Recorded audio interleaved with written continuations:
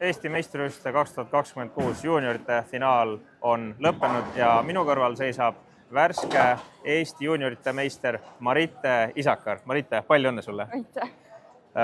Tahaks väga küsida, mis tunne sul on seda võitu võita, sest et ma vaatasin viimast ruutu, kus eelviimane vise sul oli vaja straiki, et üldse oleks võimalus võita Kaisat ja see tuligi sul. Mis sinu peas siis toimus? Kuidas sa selle momendi läbi elasid, et see oli väga suur pinge sulle? No ma ise väga ei saanud aru, sest ma proovisin mitte neid tulemusi vaadata, et nii-öelda pinget endal maas hoida.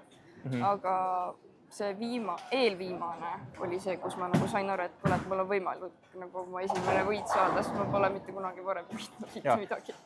See on esimene võit sul? Väga tubli, et esimese võiduna läheb sul Eesti juuniorite meistritiitel nii-öelda auhinnaks. See on uskumatu tulemus ikkagi. Kui palju, Marite, sina näiteks bowlingus üldse trenni teed? Et palju peaks bowlingus trenni tegema, et kui me tutvustame uutele noortele bowlingut kui sporti, et palju trenni umbes bowlingus võiks nädalas teha?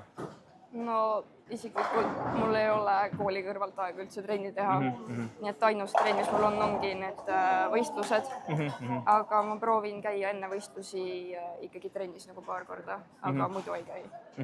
Et sellise vähese trennikoormusega sul on väga hästi võistlustel läinud, et võid väga rahul olla.